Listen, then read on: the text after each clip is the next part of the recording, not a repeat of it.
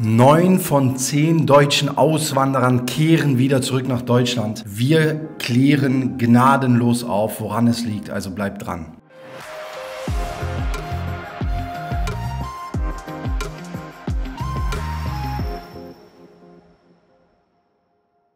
Wir sind Startup-Hilfe Dubai, helfen mit unserer Agentur vielen Unternehmern und Auswanderern bei der erfolgreichen Auswanderung, bei der Firmengründung und dabei langfristig in Dubai zu bleiben. Ich bin Sophie, lebe seit mittlerweile 12 Jahren in Dubai. Ich bin Karim, habe emiratische Familie, kenne deswegen die Kultur hier sehr, sehr gut. Und heute mit einem sehr, sehr wichtigen Thema, denn unglaublich viele Deutsche, viele Auswanderer kehren nach mindestens ein Jahr oder höchstens ein Jahr wieder zurück nach Deutschland. Und dieses Thema wollen wir einfach mal beleuchten, belichten, wie man sagt.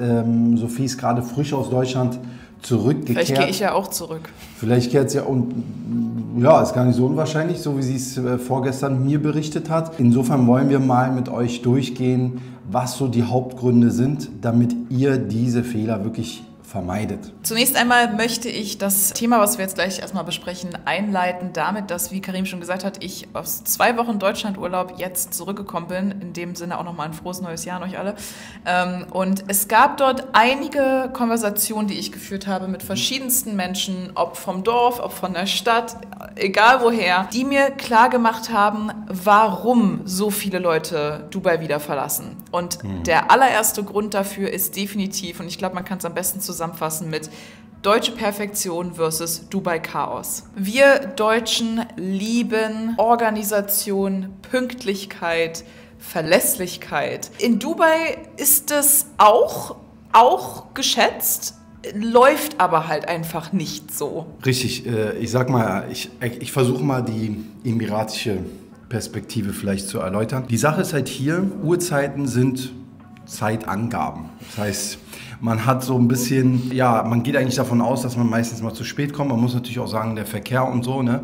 Aber das ist nicht so wie bei uns oder wie in Deutschland, dass man sagt, okay, 5 Minuten vorher, das ist eigentlich so die Uhrzeit, wo du kommen solltest. Hier ist es alles so ein bisschen entspannter, wenn man das so sagen kann. Und ja, alles so ein bisschen lockerer, ne, was so die Uhrzeit anbelangt. Ja, das ist aber natürlich für Deutsche, die hierher kommen und sich nicht mit der Kultur auskennen, noch nie in irgendeiner Art und Weise damit konfrontiert wurden im Alltag, erstmal eine super krasse Umstellung. Ja. Und eine Umstellung in dem Sinne, dass einfach viele Dinge in Dubai passieren, die nicht unbedingt voraussehbar sind. Und man einfach als, egal ob man Unternehmer ist, Angestellter oder einfach nur in Dubai lebt, man einfach damit, ja, sich da bewusst sein muss, dass man nicht alles tickt nach deiner Uhr. Nicht jeder nimmt auf dich Rücksichten auf die Zeitangaben, die ihr euch gesetzt habt. Und das ist, denke ich mal, Punkt Nummer 1. Und auch ein ganz, ganz wichtiges Thema nochmal. Ja. Wir hatten letztens erst ein Gespräch mit einem Auswanderer bezüglich Marketing. Wir haben ja auch eine Marketingagentur. Das war einer der schwierigsten Punkte für ihn. Der hat mindestens ein Jahr gebraucht, um sich daran zu gewöhnen. Gerade wenn du einen Laden aufmachst, ne? Thema Zuverlässigkeit und so. Also da scheitern dann ganz, ganz viele. Im Übrigen will ich noch die Zeit kurz nutzen, um auf unser Webinar hinzuweisen, weil wir genau über solche Themen sprechen. Am 19. Januar um 10 Uhr deutsche Zeit, völlig kostenlos, könnt ihr euch jetzt registrieren.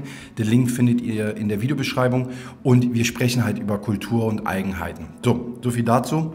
Kommen wir zum nächsten Punkt. Der nächste Punkt, der mir in Deutschland ganz, ganz stark aufgefallen ist, wenn man mit Leuten zusammensitzt und die dann rausfinden, dass ich in Dubai lebe oder dass man in Dubai lebt und arbeitet, ist 2 Sachen. Erstens denkt jeder, du bist reich. Schön wär's. Und die zweite Sache ist, und ich glaube, das ist definitiv meiner Meinung nach wahrscheinlich einer der größten Gründe, warum Leute nach einem Jahr Dubai wieder verlassen. Weil sie denken, sie werden reich, quasi im Umkehrschluss. Genau, also das genau so, ja, weil sie denken, sie werden sofort reich und eben dadurch, dass man oft geblendet ist von dieser steuerfreien Bubble hier und wie schön das alles ist, so wie im Schlaraffenland quasi, verstehen, glaube ich, viele nicht, dass in Dubai Leben, Arbeiten und erfolgreich werden extremst Arbeit ist. Und es schenkt dir hier keiner was. Zumal, das muss ich jetzt mal als Unternehmer sagen, erstens ist Dubai nicht mehr steuerfrei, als Angestellte ja noch, aber wir haben mittlerweile auch eine Buchhaltungspflicht, ihr müsst euch für die Corporate Tax registrieren etc. Und das sind alles Sachen, die ihr machen müsst und ich sage auch gleichzeitig immer wieder als Unternehmer. Dubai ist natürlich, was die Komplexität der Steuerbelastung angeht, natürlich wesentlich angenehmer als Deutschland, aber jetzt kommt's, ihr habt hier für alles eine Fee. Also ihr zahlt hier unglaublich viele Gebühren für alles Mögliche. Das ersetzt so ein bisschen die Steuer, habe ich so das Gefühl. In Dubai ist Scheitern keine Option. Auch wieder ein Punkt, über den ich ganz, ganz viele tiefe Gespräche geführt habe in Deutschland. Es ging um Deutschland als Sozialstaat. Ja, aber was machst du denn, wenn du dann deinen Job verlierst? Wo ich den Leuten auch erzählt habe, was ich gemacht habe, als ich meinen Job damals verloren habe. Wir haben hier kein soziales Netz, wir haben keine soziale Auffangstation. Du kriegst hier kein Arbeitslosengeld, du bist privat versichert, außer du bist angestellt, dann bist du über deinen Arbeitgeber versichert in den meisten Fällen. Und das ist das Problem. In Deutschland haben wir oft das Privileg, dass wir uns aussuchen können, oh, mir geht's mental in meinem Job irgendwie nicht so gut. Ich kündige mal und dann nehme ich mir eine Auszeit und dann suche ich mir mal was anderes, wo es mir besser geht. Oder man sagt, scheiße, ich habe meinen Job verloren, na gut, dann muss ich jetzt halt zum Amt, Arbeitslosengeld, aber ich finde schon wieder, ich komme schon wieder auf die Beine. Das hast du in Dubai nicht. Wenn du in Dubai deinen Job verlierst, hast du 30 Tage Zeit, um einen neuen Job zu finden. Und das ist teilweise noch der größere Druck. Ja, einen Job zu finden in 30 Tagen. Wenn du in diesen 30 Tagen keinen neuen Job gefunden hast, genau, bist du weg. Das heißt einmal natürlich das Finanzielle, aber vielleicht um das nochmal genauer zu erklären, euer Visum erlischt. Das heißt, natürlich, wenn du einen deutschen Pass hast, du kannst ausreisen, wieder reinkommen, aber du darfst damit nicht arbeiten mit einem Touri-Visa.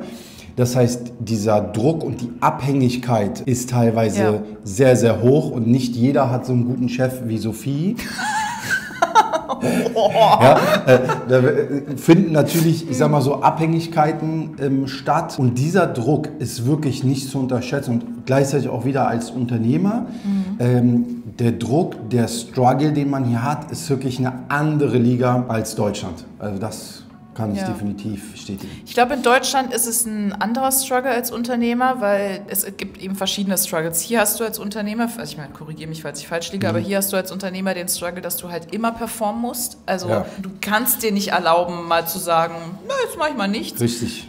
Weil Dubai so schnelllebig ist, dass hier sonst alles an dir vorbeizieht. Ja. Aber in Deutschland hast du halt das Problem, dass Unternehmersein an sich kaum lohnt. In Deutschland lohnt sich nicht und teilweise alles sehr schwerfällig. Ja? Und viele hier Richtlinien dann wieder, auch. aber hier hast du wiederum das Gegenteil.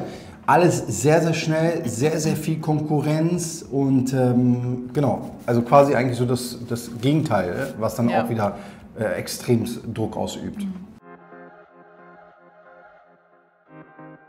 Ein weiterer Punkt, den wir in unserer Tätigkeit als Startup-Hilfe Dubai, als Agentur ganz, ganz oft miterleben, ist, dass wenn Familien auswandern, sich oftmals nicht genug Gedanken darüber gemacht wird, wie sich die Kinder integrieren. Ja.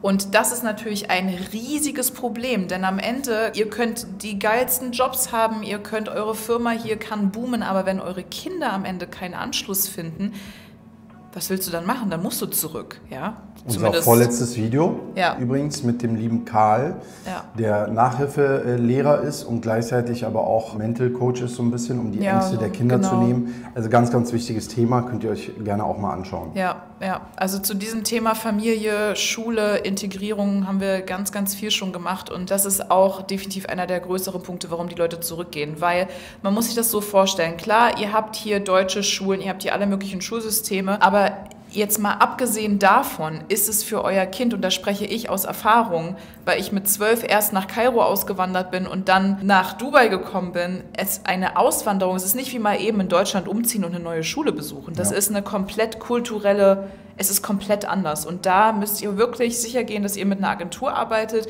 die da Erfahrung hat, die euch auch an die richtigen Leute weitergeben kann, sollte es in dem Fall wirklich ernsthafte psychische Probleme geben, ja, und die euch in der Weise halt auch einfach ein bisschen guiden können. Und die Kosten sollte man nicht unterschätzen. Ja? Also Schulbildung hier ist ein ganz anderes Level.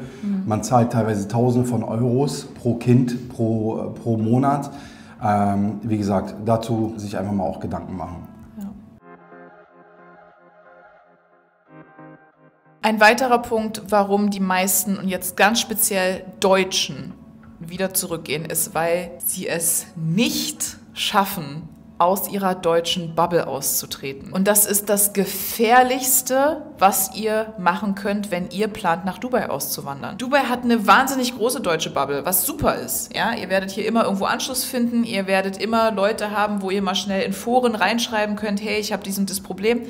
Aber bitte, also ihr seid nicht in Deutschland. Warum wollt ihr nur von eurem Land zusammen sein? Warum wollt ihr nur mit Deutschen sprechen? Ja? Und das ist das Problem. Ihr verpasst so viele Chancen, dadurch, dass ihr nicht mit anderen Leuten sprecht, außer die aus Deutschland. Ihr verpasst so viele tolle Persönlichkeiten, ja? So viele Geschichten. Das Problem ist einfach auch, dass die Gefahr besteht, in so eine Dynamik, in so einem Strudel kommt und man dann denkt, man müsste irgendwie gewisse Sachen so machen, weil man das so in Dubai macht. Ja? Irgendwie jedes Wochenende fancy in eine Beachbar gehen, für 2000 Euro Sushi essen gehen. Und das ist halt natürlich zum einen finanziell ein großes Problem und zweitens fühlt ihr euch einfach mental dann auch, irgendwann ist das Ganze ausgelutscht. Ja? Irgendwann habt ihr alle Beachclubs hinter euch und was bleibt dann? Also es ist ein ganz, ganz wichtiges Thema. Ja, ganz, ganz wichtiges Thema. Der nächste Punkt, überfluteter Markt. Also ich sage es mal so knallhart, keiner wartet hier auf euch. Also wenn ihr denkt, ihr könnt herkommen und die Leute denken langsam, wir wollen sie gar bitte nicht her, danke schön. Wir haben genug zu tun, ist okay. Wir müssen so knallhart sein, weil uns bringt es einfach nichts, dass ihr mit uns die Auswanderung macht und nach 3 Monaten seid ihr unzufrieden und ihr geht wieder zurück. Also keiner wartet hier auf euch. Ja? Es sei denn, ihr seid so rich, und ihr kommt her und wollt einfach nur genießen, dann ist das eine ganz andere Geschichte. Aber denkt nicht, weil ihr irgendwie aus Deutschland kommt, dass ihr irgendwie eine bessere Chance habt. Nein, ihr konkurriert hier teilweise mit Billiglohnländern. Und ich sage mal, 90% der Dienstleistungen, die wir in Deutschland gewöhnt sind, werden hier von Billiglohnländern gemacht. Und das ist eure Konkurrenz. Ja?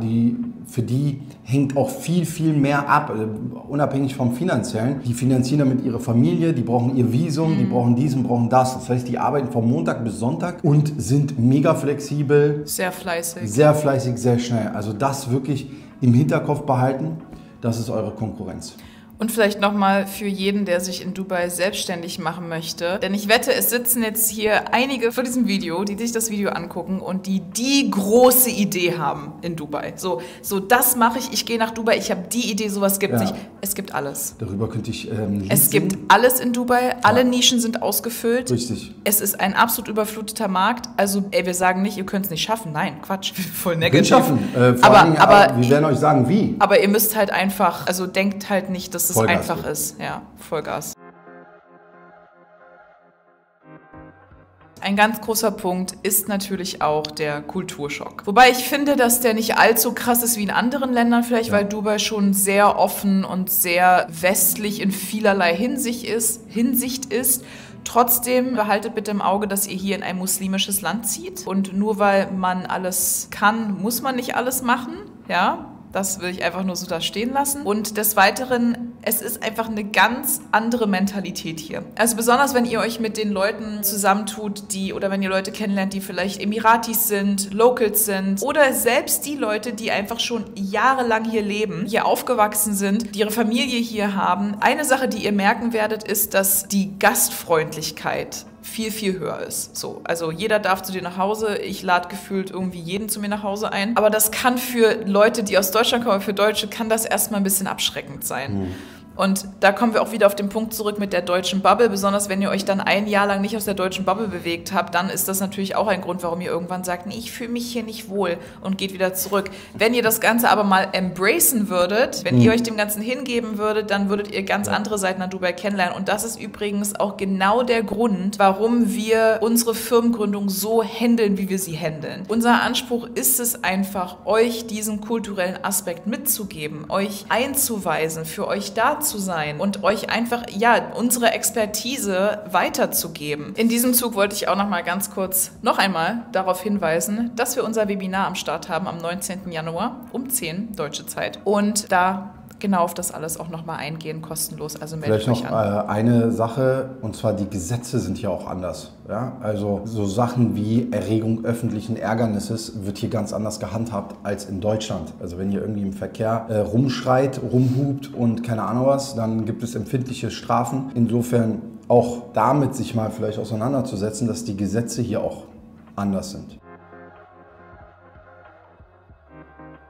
Genau, und der letzte und wie ich finde auch wichtiger Punkt ist das Thema der Lebensqualität. Wenn ihr, oder ich sage immer, wenn du auswanderst oder wenn du herkommst, dann willst du ja schon besser leben als in Deutschland. So, wir haben dazu auch mal ein Video gemacht über Lebenshaltungskosten, so Supermarkt und so. Aber man muss schon sagen, jetzt Mieten, wenn du fancy leben willst, in einer guten Lage, sind die Mieten schon teurer als in Deutschland, ja, je nachdem, woher ihr kommt. Damit meine ich, aus welcher Stadt in Deutschland. So, da gibt es ja auch Unterschiede. Sind die Mieten hier teilweise wirklich wesentlich teurer. So, und erst recht, wenn ihr, ich sag mal, eine gewisse Lage haben wollt. Ja? Eine gewisse Lage und dann habt ihr teilweise auch keine Metro, Bus oder sonst was, je nachdem, wo ihr wohnt.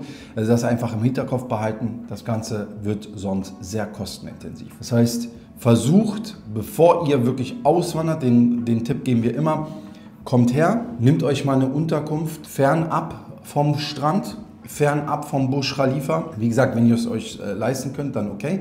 Aber versucht das mal nicht aus der Touri-Perspektive euch anzuschauen, sondern wirklich, okay, wie wäre es, wenn ich jetzt da leben würde? So, das ist ganz, ganz wichtig, damit ihr keinen Schock bekommt. So viel dazu. So, Karim, jetzt die Frage aller Fragen. Gehst du nach Deutschland zurück?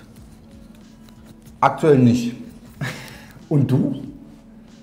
Also Deutschland glaube ich nicht. Vielleicht irgendwann mal Europa. Wer weiß. Wir hatten das Thema, vielleicht nochmal so als Fazit, wir hatten das Thema ja vorgestern. Auch ich vermisse so einen Spaziergang mal im Wald. Ja, also auch ich vermisse irgendwie einfach mal so einen ruhigen See.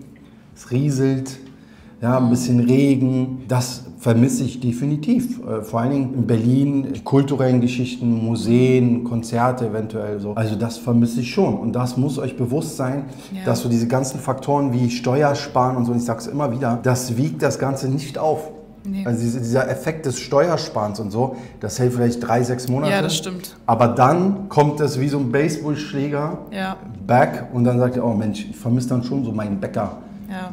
Wo ich meine Schrippen mir kaufe. Ich glaube, man muss sich öfter, oder ich muss mich auch öfter daran erinnern, dass wenn wir nach Deutschland gehen, zu Besuch, gehen wir ja für Urlaub. Wir leben ja nicht mehr dort.